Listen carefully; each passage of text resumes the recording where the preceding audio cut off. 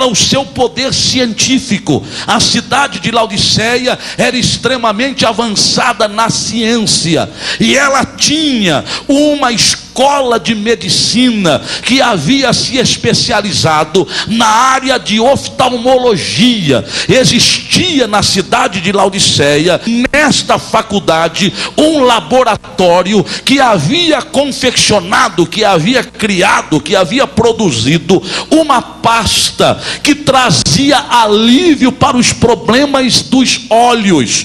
Quando uma pessoa tinha algum problema na sua visão, ele ia a Laodiceia e recebia lá, desta escola de medicina, esta pasta que, uma vez aplicada nos olhos, ela resolvia os problemas da deficiência da visão. Era um colírio extremamente avançado, embora fosse apresentado em forma de pasta, que trazia alívio para as irritações dos olhos, ou para a irritação dos olhos. E foi exatamente dentro deste contexto da cidade de Laodiceia, a sua riqueza, o seu poder industrial e o seu desenvolvimento científico, que o Senhor orienta João para que escreva uma carta àquela igreja, para que escreva uma carta à igreja que estava naquela cidade. E ela tinha um objetivo especial: trazer a igreja de volta aos pés do Senhor, fazer com que Laodiceia voltasse-se para Deus de maneira poderosa, sem nenhum limite, sem nenhum impedimento, a fim de que eles pudessem, conforme a promessa do Senhor, assentar com ele no seu trono, como ele havia vencido e havia se assentado com seu Pai no seu trono. Mas escute bem, queridos, eu quero me prender ao verso 18. Eu disse isto para que nós entendamos o verso 18, porque se nós começarmos a ler, a primeira expressão que nós ouvimos aqui da parte de Deus para a igreja em Laodiceia é a seguinte: aconselho-te que de mim compres ouro provado no fogo. E aí é o primeiro ponto que eu gostaria de parar um pouquinho. Ora, uma sociedade rica, uma sociedade que tinha dinheiro, uma sociedade que tinha riquezas, uma cidade que era abastada, porque o Senhor precisava se dirigir a ela, dizendo: aconselho-te que de mim compres ouro provado no fogo? Sabe por que o Senhor disse isto? Porque Ele queria deixar claro à igreja em Laodiceia que, não obstante eles terem poder, não obstante eles terem dinheiro, não obstante eles terem recursos, não obstante eles fossem possuidores de um poder econômico extremamente alto, dando a ele condições para que eles comprassem aquilo que bem desejassem, o Senhor deixou claro que o ouro verdadeiro, que a riqueza verdadeira só pode ser adquirida, só pode ser conquistada em Jesus Cristo, o nosso Senhor. O Senhor deixou claro que as riquezas autênticas provêm do Senhor, que é dono dos céus e da terra, e do ouro e da prata que neles existem. O Senhor deixou claro que as demais riquezas que aqui existem são passageiras, mas as riquezas conferidas pelo Senhor são duradouras e são eternas. E aí o Senhor diz: igreja em Laodiceia, compre ouro que eu tenho para oferecer a vocês. Mas escute, queridos, esta expressão de Jesus Cristo pode representar três coisas interessantes. A primeira delas, ouro aqui refere-se a um contraste entre as riquezas materiais e as riquezas espirituais. As riquezas materiais, eu repito, elas são por um pouco de tempo. Você conhece com certeza alguém que já foi rico e hoje está pobre.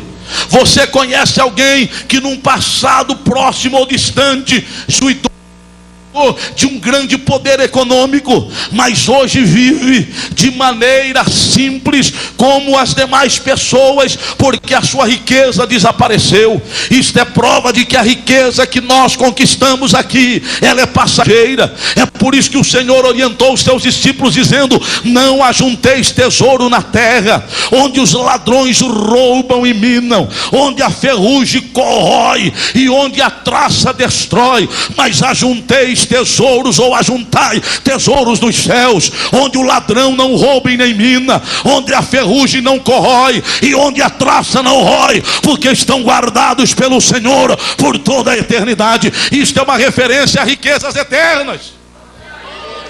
Isto é uma referência ao ouro que é provado no fogo. Quantas pessoas hoje não entendem isto, meus irmãos? Riquezas a que se refere aqui o Senhor está relacionada a dons espirituais. A alegria que você tem na sua alma, a liberdade que você tem para abrir a sua boca e glorificar a Deus, o privilégio que você tem de falar em outras línguas. Não há dinheiro que compre. O homem possuidor de riqueza, ele pode fazer um curso de línguas e pode falar a quantidade de idiomas que ele puder e conseguir, mas o seu dinheiro não vai conseguir comprar esta língua que você fala, que foi dada pelo Senhor. É dádiva de Deus, e você fala através do mover do Espírito Santo na sua vida.